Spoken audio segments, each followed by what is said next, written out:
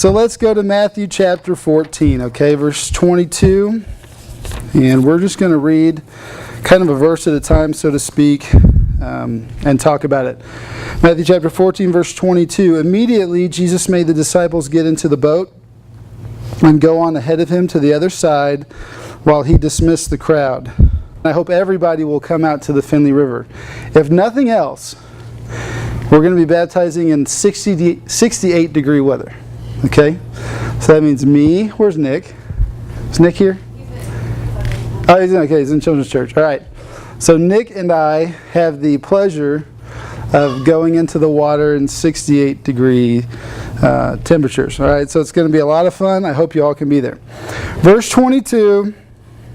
It'll be a lot of fun for you all. Okay, verse 22. Immediately Jesus made the disciples get into the boat and go on ahead of him to the other side while he dismissed the crowd. There are two things to notice here. The word immediately reminds us that this is part of another story. This is the end to what has just happened. What's just happened? Well, if you've got a cool study Bible or you're reading online, you can see from the summary of right before it, Jesus has just finished feeding the 5,000. Another story that most of us have heard. A little boy brings his lunch. That's all they have to feed 5,000 people. And Jesus takes that lunch and multiplies it over and over and over and over again, and he feeds 5,000 people in one sitting. So that is immediately what's happened. Now we know that that story is important because this event, what we're going to be reading is the story of how the disciples are rowing overnight across the lake to a village that's on the other side of the lake. Okay? And we're reading the account in Matthew's Gospel.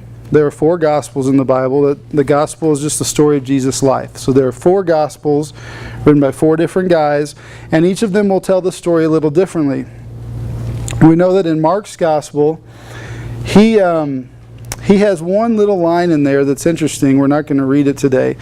But in Mark chapter 6, verse 52, he says near the end, after everything that we're about to read has happened, he says, "We didn't understand the lesson of the loaves." Okay? We didn't understand the lesson of the feeding of the 5,000. Why is that important? Well, here's what's happening. Jesus has been called a good teacher, and he was. Jesus was the greatest teacher ever. And the lesson that he taught was the feeding of the 5,000. The lesson was, I'm God. I can do whatever I want. I can take as little as I want, and I can make something amazing out of it. I'm God. Now what we're going to read here is the final exam. This is where Jesus, in verse 22, it says, Jesus made them get into the boat. It's supper time, it's dinner time, and this is a trip that's going to take at least 12 hours of rowing, okay? Rowing across the lake. So Jesus is ordering his disciples to get into a boat and row through the night across the lake. He knows what's going to happen, and he's about to test them on the subject matter that he presented to them that day of feeding the 5,000, okay? So these two stories are connected. Let's read on verses 23 through 26. Okay? After Jesus had dismissed them, he went up on a mountainside by himself to pray. When evening came, he was there alone, but the boat was already a considerable distance from land, buffeted by the waves because the wind was against it. And during the 4th watch of the night, Jesus went out to them walking on the lake. When the disciples saw him walking on the lake, they were terrified and said, "It's a ghost," and cried out in fear. Okay, I just want to point out a few things here. In verse 24, it says that they had rowed a considerable distance. The Gospel of John, remember that's another one of the tellings of Jesus' life. When John wrote this story, he shares with us the detail that they were 3.5 miles out from land. Okay, so it's not like they just left a few minutes ago. They're a good 3 to 3.5 miles out, which means Jesus has walked on water. I guess he could have flown if he wanted to. You know, he's Jesus. But most likely he has walked 3.5 miles to them. Okay, that's where this is going to take place. So it's in the middle of nowhere. And verse 25 tells us it's the 4th watch of the night. There were 4 watches, 6 to 9. You know, the night, 6 p.m. to 9 p.m. was the first watch. 9 to midnight was the second. Midnight to 3, and 3 to 6. So we are in the 4th watch of the night, which means we're we're like in the part of night where nothing happens, or at least nothing good ever happens, okay? How many of you go to sleep in the first watch of the night? That would be 6 to 9. Anybody at 9 p.m.er? Okay, we have David House, okay, we've got a few. All right, most of us, I'm guessing, raise your hand if you're in the second watch of the night. You go to bed between 9 and midnight? 9 and midnight, okay. Anybody third watch? Midnight to 3. Oh, by the way, this doesn't count if you work the night shift, okay? I'm talking about, okay, you work and live the day shift. I'm talking about normal, okay? So midnight to 3? College students, man, you come on, you need to get into the second shift, okay? Help your grades. All right, anybody 3 to 6? Okay, all right. That's kind of what I thought. Nothing usually happens in the fourth watch of the night, okay? So we are into the end of the night. This is the part of the night where all you're waiting for is for the sun to come up, because there's nothing happening. So that's where we are. We're in the middle of the lake, middle of the night, nothing going on. I want to point out a few things. Verse 24, they got into a boat, and you're like, well, duh. Yeah, okay, it seems like an unimportant detail, but it's very important. Here's why. Of the 12 disciples in this boat, we know that 4 of them were fishermen. Anybody want to name them? Peter, James, and John, and the frequently forgotten Peter's brother, Andrew. Okay? And we know they were fishermen. In fact, they worked together. They knew each other, okay, before they were called. They were close together, and so their families knew each other. They worked together. So we have Peter, James, John, and Andrew. So we know that at least 4 of the disciples were comfortable in a boat. This is how they made their livelihood. They knew how to work together as a team. They knew how to get a boat to where it was going, whether it was calm waters or rough waters. They're in their element. Okay, they're in the zone here. Now the other 8, not so much. We have like a tax guy, an accountant, and some other people, But these guys know what they're doing. So it's almost like this final exam that Jesus is giving them is for these guys. Okay? So we're in a boat and we're tossed about. Notice 2 things. In the boat, Jesus reaches into their familiar to test them. We're talking. The main lesson today is on faith, and we're going to get to what does faith look like, and the lesson here is that when Jesus tests our faith, we think that happens like when we go on a mission trip to, say, Ukraine, okay, where some of our people went a week or 2 ago. And yes, our faith is tested when we go to Ukraine, but our faith is also tested all the time right here in ordinary ways.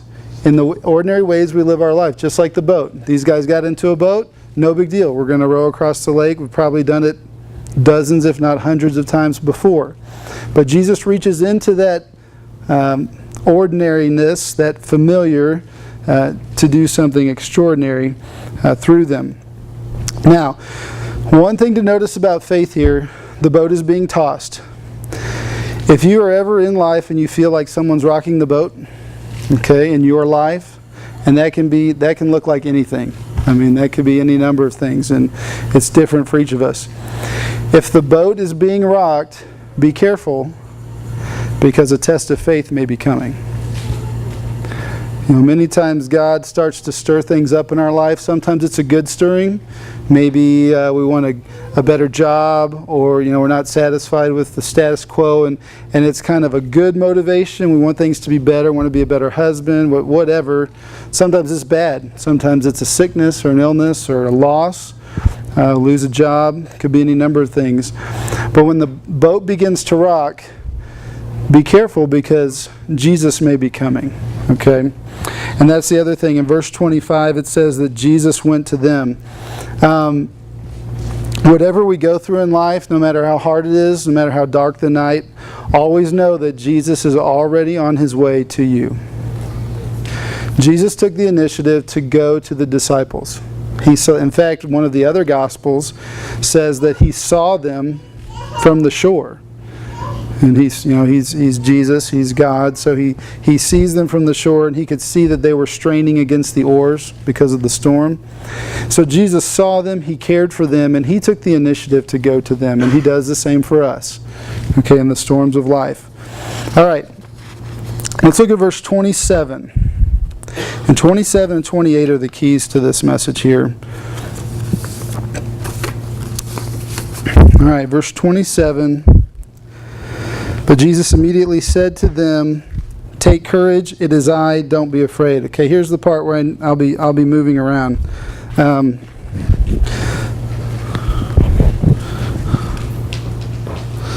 I'll be moving about that far. Okay. All right. He says, wish I could stand under the slide, but I can't. Okay? So you'll just have to work with me here. Jesus says 3 sentences, a short statement, as he's walking by. He says, "Take courage, it is I, don't be afraid." Now what we have two sides of one equation with an equals in the middle, sort of. All right, take courage is on one hand. That's faith. Acting in faith is acting in courage. Notice what he says. He doesn't say, "Ask me for courage." What does he say? Take it. Okay, once again, we've said it before. How often do we pray for, ask for things that are already ours? If we know Jesus Christ is our Savior, we're in relationship with Him, there are dozens of things that we ask for every day that are really ours to take. When we ask for them, what we do is we make God look like He's given something and then taken it back. And we have to keep asking for it. And God's not like that. Because of Jesus, we have victory. We have joy, hope, love, faith, patience, kindness. You name it. Go on and on. But we ask for them because when we ask for them, it takes the blame off of us, right? It's not really mine. God, it's your fault. You need to give me courage. You need to give me this, give me that. And then I'll be strong. Then I'll be courageous. No, he says, take courage. It's their choice to walk in faith. Now, on the other side of the equation, he says, take courage. It is I. Don't be afraid. We have fear. Okay? Fear and faith. What's the relationship? We've kind of talked about this before. What's the relationship between fear and faith? You tell me. There's no really right or wrong answer necessarily. They kind of counter each other. Are they opposites? Can I act in fear and faith at the same time? Can my motive be fear and faith at the same time? Now everybody's afraid to say, I'll be wrong. Okay. Here's what I think. This is only what I think, but I think it's probably correct. Fear and faith, I would agree. Fear and faith are opposites. If you divide your life up into milliseconds, okay, now you can be afraid 1 second and then the very next second act in faith, but we cannot act in fear and faith at the same time. Why? They will lead us different directions. Peter's in the boat. Fear and faith. Fear leads him where? If he acts in fear, where does he go or not go? He stays in the boat. If he acts in faith, what happens? He's out of the boat. Right? Fear and faith will lead us in two different directions. Therefore, we cannot act on them both at the same time. Now, that being said, fear and faith, they exist in conjunction and correlation with each other. What do I mean by that? Conjunction, that means they have to exist together in the same moment. For example, how much faith would it take me to jump off the platform? How much faith does it take? Not very much. A little bit, because I do have a lot of electrical equipment in my hands, and cables that you can't see right here. I would need to clear the chairs, or at least land on a chair and then on the floor. So a little bit of skill. I did play basketball, so I've got a little bit. I think I could do it. Not a whole lot of faith. Why? Because how much fear is there? Very little. Okay, so conjunction means I cannot act in faith if there's not a potential for fear. If I'm not in an environment where fear is a possibility, then faith is not a possibility either. So with that regard, most of our lives are lived in neither. Okay, we're supposed to walk by faith. Anyway, well, that's another sermon for another day. Now, not only are fear and faith in conjunction with each other, they're in correlation. And by that I mean, if you want to have greater faith, you need to, well, we don't want to go looking for fear. Let's say it this way. We will find an opportunity for great faith in moments of great fear. Okay? If you blindfold me, spin me around, and then stand me at the edge of the ledge and ask me to jump, has the faith factor increased? Yes, because of the fear factor. Or even better, if you tell me to stand backwards and you tell me that Alan Wiley and Jonathan House and Jeff Mascrat are going to catch me when I fall, blindfolded, backwards, has the faith factor increased? Yeah.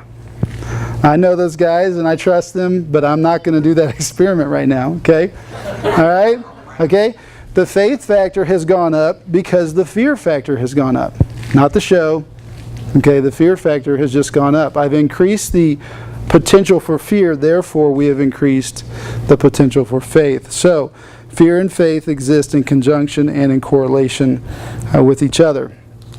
All right. Now, right in between those two statements that Jesus said, on the one hand he said, take courage, so that's acting in faith, versus being afraid is acting in fear. In the middle of that stands the middle sentence. And I don't want to dwell on this too long, but it is key. Jesus is where everything hinges of living a life of faith versus fear. When Jesus was walking along the water, normally you don't see too many people out walking on the water. You don't see them out in the middle of the night in a storm walking on the water. So they were scared, and Jesus replies with this statement. The middle sentence of the three, he uses some Greek words that I'm not going to, I think it's ego, I, me. Like Lego, my ego or something. Ego, I, me is the Greek. They are the exact same words that are used, that Jesus says in the Greek in John chapter 8 verses 58 when he said, before Abraham was, I am. Okay, now those that may not sound important. The reason that's important, he was talking to Jewish religious leaders of the day, and he was making a reference to back in the Old Testament when God called Moses to go, we've all seen The Prince of Egypt, the cartoon movie, hey Moses, I want you to go rescue my people, and God does this burning bush thing, and Moses says, well, who should I tell them has sent me to rescue them? And God said, it's the first time he ever used this phrase, God said, I want you to tell them I am has sent you. So when God says I am, what is he saying? He says, I'm all you'll ever need. I'm it. I always was. I always will be. I created everything. I can do anything I want.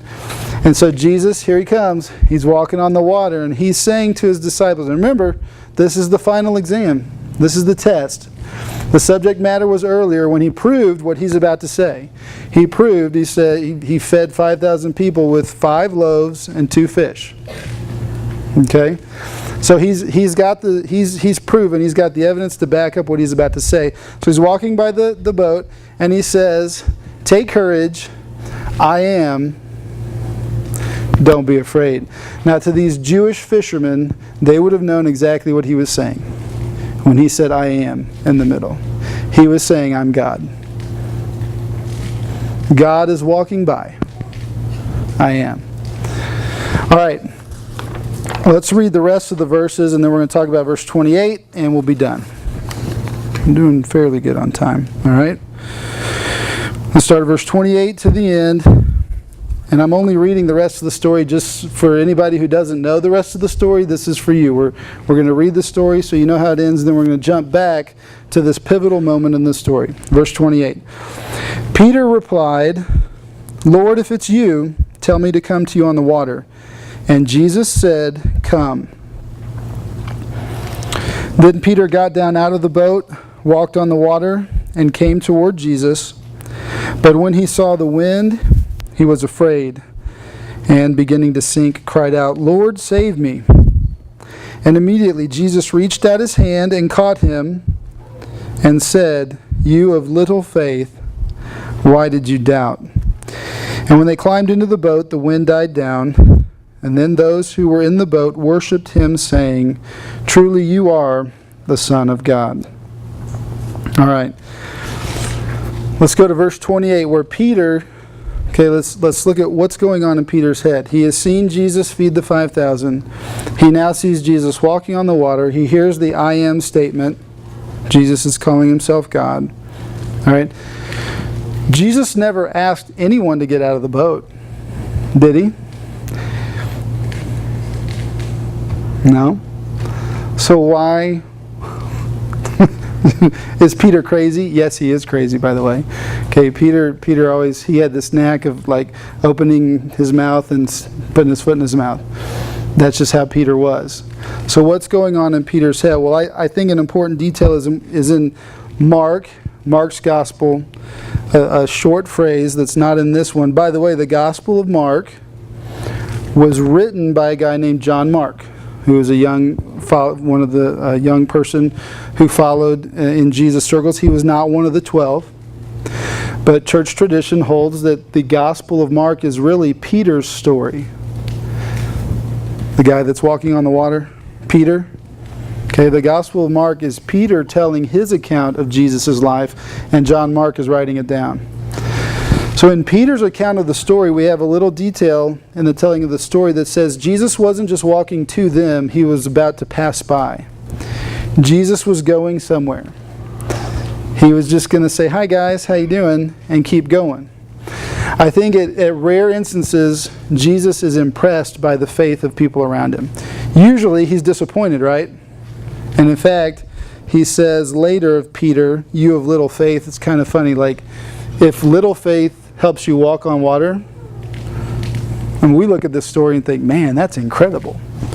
And Jesus looks at it and says, "Oh, you have little faith, walking on water." But anyway, so we have Peter. Here's what I think is happening. Jesus is walking by, and Peter sees it. And he sees that this is his chance. Jesus is walking by on the water. He fed 5,000 people today. He just told me he's God. He's going somewhere. He's passing me. I'm in a boat on the water, and he's passing me walking. I want to go where he's going. I want to be with him. At some point, Peter in his mind had to think that being with Jesus was better, more fun, safer than being in a boat. At some point, Peter had to tell himself, I'd rather be there, wherever he's going. And wouldn't walking on water be really cool? So, Jesus, if it's you, tell me to come to you. Like, what if it wasn't Jesus? Like, oh, I'm not Jesus, but I'm going to tell him to come to me anyway, and let's see what happens. No, Peter knew that this was God. This was Jesus, the Son of God, walking by. And so that's where his confidence came in making the statement. All right, Peter recognized that the window of opportunity to walk in faith, see, we're over here in fear. Okay, the boat starts rocking, and then this fear experience happens. And then comes the moment, the window of opportunity to step across into the faith category over here. Peter recognized that this window of opportunity doesn't last forever. And in his case, it probably only lasted for about a half a minute or so. I don't know how fast Jesus was walking, if he was out for a stroll or if he's like going somewhere. So let's say it's going to last 1 or 2 minutes, 3 minutes.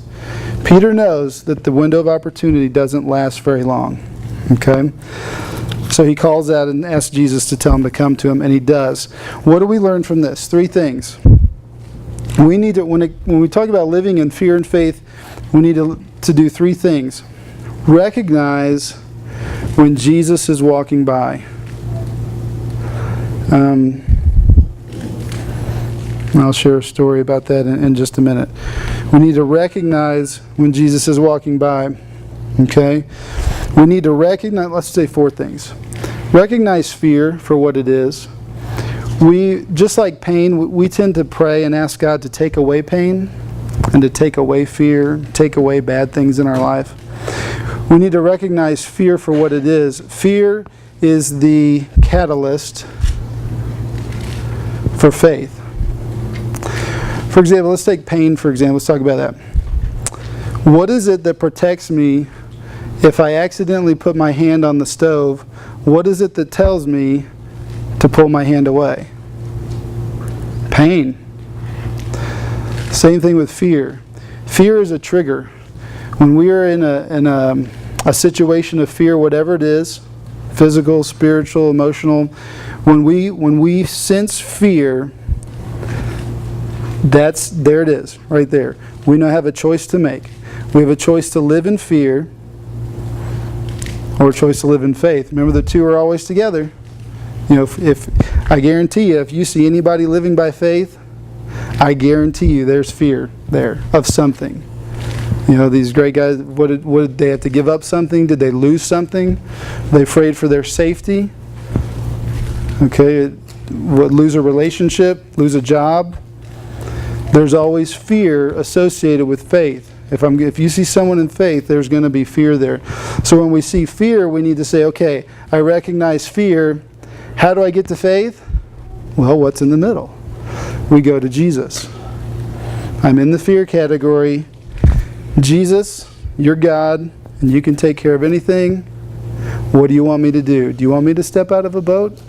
Do you want me to feed a homeless person? Do you want me to talk to somebody about you?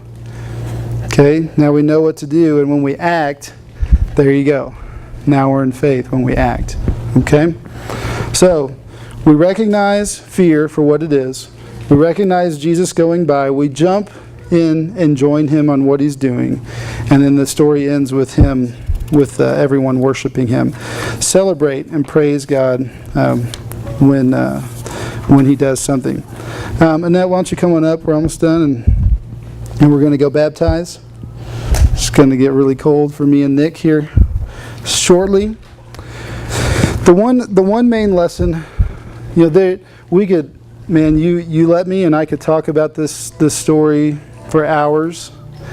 I mean, there are so many lessons of truth about Peter walking on the water, sermons galore, you know, on the internet, different topics. The one thing I want us to recognize today, and the thing I want us to take away, is that these tests of faith that happen, they don't just happen on a boat to fishermen in Galilee. And they don't just happen 2,000 years ago. They happen every day, every way, everyone. I'd say that over, you know, we talk about multiplying, making disciples, and sharing Jesus with our community, with our culture. Every day, God is going to give us these little tests of faith. We're going to have opportunities to share with someone, to meet someone, to do something kind for someone, to stop our selfish, self-centered, busy lives and do something for Jesus, for someone else. The story I want to share, just in closing, happened this week. It happened last Saturday. And you know, when you're a teacher, the hardest thing about teaching is, you know, you have to go out and live the things that you tell other people they should be doing. And this happened to me not last night, but the Saturday before last. I got to preach at a church I've never been to, and usually when that happens, you meet people you'll never see again. But I was friendly. This young couple came in. I wanted to be friendly because, you know, that's what preachers do. You know, you're supposed to make people feel welcome. And even though I'm a guest at this church, I don't want them to think that this church is, you know, doesn't care about them. So I'm visiting with this young couple, and this is a tough situation. It's their first time there. They didn't know that I don't go to this church. And I told them I'd pray for them. I actually prayed for them, got up and preached, and then when it was done, I left. And Tuesday night, I was at Sam's Club, walking up and down the aisles. I went to Sam's Club to pay a bill. And I thought that was the reason I was at Sam's Club, was to pay my bill. But Jesus had a different plan. See, I was in the boat. I was actually pushing a cart, okay? But I was in the metaphorical boat, just going up and down the aisles. I had the kids with me. Amanda was somewhere teaching a Bible study group, and I was waiting to go pick her up. Just walking along, looking at flat screen TVs, because everybody wants a flat screen TV, right? So the bigger the better. And not paying attention because I'm looking at the flat screen TVs. I literally bump into somebody. And it's a young guy, and he turns around, and it's this guy that I met at the church Saturday night. He was talking to an associate, a Sam's Club employee, asking him questions about this cool stereo thing. And we made eye contact, and I said, "Oh, I'm sorry." And I said, "Hey, how you doing?" He said, "I'm good." And he just turned around and kind of ignored me. And I thought, well, he doesn't want to have a conversation, so I'll just go on. And I got to thinking about this lesson. See, I was in the boat.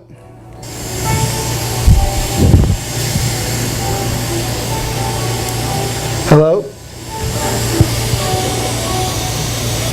There we go. Thank you. Thank you. Do I need this? Anyway, I was in the boat, going down the aisle, and Jesus came along. I mean, what are the odds? Anybody in here good at math? Sophie? Okay, Sophie hates math. I pick on her almost every message, okay? I had to get that one in. Okay, I was a math major, but I don't remember anything past algebra, pretty much. And statistics I hated. I almost flunked statistics in college. So I recognized the statistical probability of running into this guy that I have never seen before at Sam's Club 3 days after I met him. And so I'm roaming the, God is pounding on my, I'm getting guilty here. Hey, there we are. I'm starting to feel guilty because I know the lesson. I was in the boat and I saw Jesus walking by. I mean, it's the middle of the night. Nobody's out here on the lake in the middle of the night, and there sure isn't anybody walking on the water. I mean, the statistical probability of that is even greater. Only 3 people have walked on water, by the way. Jesus, Peter for 3 steps, and my grandpa. Because my grandpa is a preacher, and in preacher households you have weird, corny humor like this. Like, every summer we'd go to his place to swim, and they had an in-ground pool, and we'd all be in there, and he'd always wait a little bit, And he's going to be here next week, though. Anyway, you'll get to meet him, the guy who walked on water. And he would come out later. He was white as white can be because, he never went outside. And he'd have his little swim trunks on, and he would start running from the door, and he would get, right here, and he would jump, and then he'd do this. He'd flap his legs. And this is preacher humor, he would jump, flap his legs, and he'd say, "I'm walking on the water," splash, And that's how we preachers make jokes. Only 3 people in life have walked on the water. We tend to go through life praying for the walk on the water moment, that God will do something awesome, and my life is going to be totally changed. And that's the kind of faith we pray for. I'm pretty sure that no one in this room will ever walk on water. I'm really very confident of that, okay? And yet that's what we pray for. We pray for the life-changing event, when all the while Jesus is moving around all around us. The Spirit of God is moving in people's lives and people's hearts at Sam's Club. And I'm in the boat here. And I'm waiting for that walk on water moment. And Jesus is just all around me trying to do stuff, waiting for me to recognize that He is here and join Him in what He's doing. Well, to finish the story, within about 2 minutes I knew I'd blown it, And so I went back to find him. Clayton was his name. And he was gone. And I walked up and down the aisles of Sam's Club. I was shopping for a soul. See, Jesus said he was gone. So I finally gave up and went out to my van. I was putting the kids in the van, and guess what? Guess who taps me on the shoulder? Clayton. He found me. And that was the moment where, Peter was sinking, and Jesus reached down and grabbed him. And Jesus grabbed me.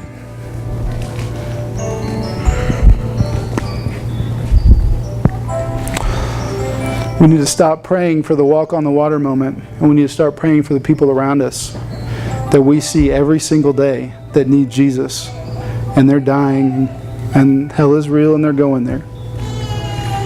And we have the answer.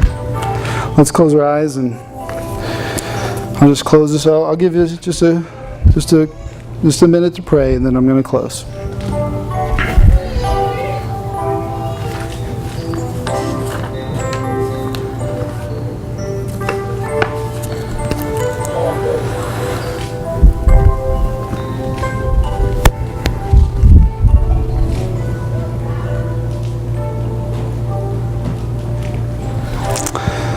Father, I thank you for today. I thank you for this time to share your word. Father, I thank you that you're on mission and that everywhere we go, something great can happen.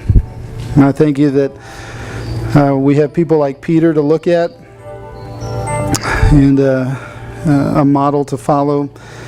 But man, that just doesn't happen every day. Most people just stay in the boat.